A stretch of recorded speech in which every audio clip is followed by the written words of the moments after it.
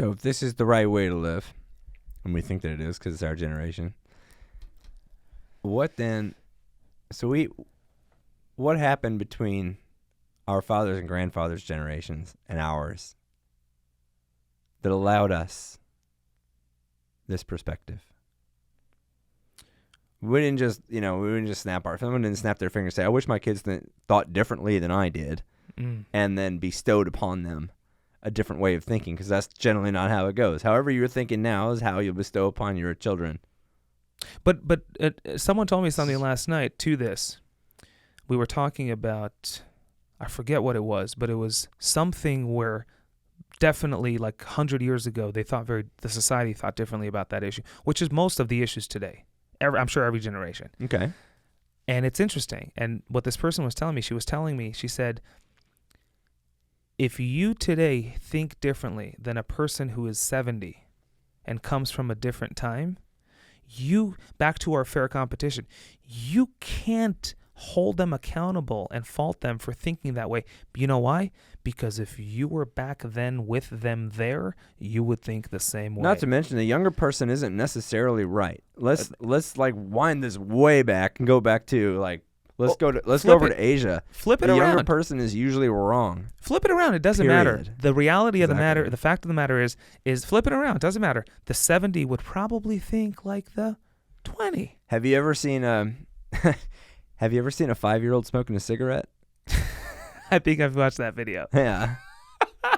Because that's what you look like to someone who's 60, right? Yeah, there you go. That's one way to put it. Yeah, you look like a total idiot. And half the things we're probably saying are things that they addressed many years ago, but 100%. Came to a different conclusion based on different experiences. 100%. But to be clear, I can't talk or speak to someone, not only 70 years ago, but someone who maybe grew up and lived in a completely different environment than I don't know what their without experience assigning was. blame or fault or even saying that they were wrong for their time, without any of that. What changed between then and now that allows us this perspective? Boy, that's a good question. I really don't know. The only thing I would say is that I think the biggest thing that changed, and I'm not saying this is a headline thing, and I'm sure there's like stuff within it that are more specific, but I think the biggest thing that changed has to be technology.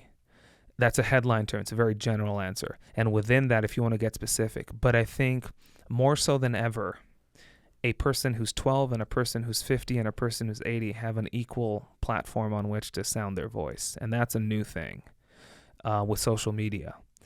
Flip that around to politics. A person who's in the White House and a person who's out the White House could have the same size platform. So are people... So I think naturally that creates room for people to more easily and be more accessible to one another to spark these conversations. So are people communicating more or are they communicating less? People are communicating more in that realm.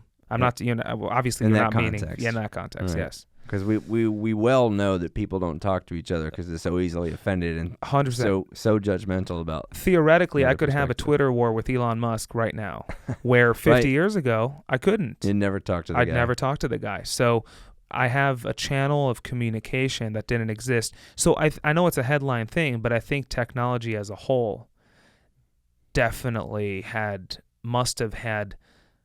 It provided a space for all this to unfold.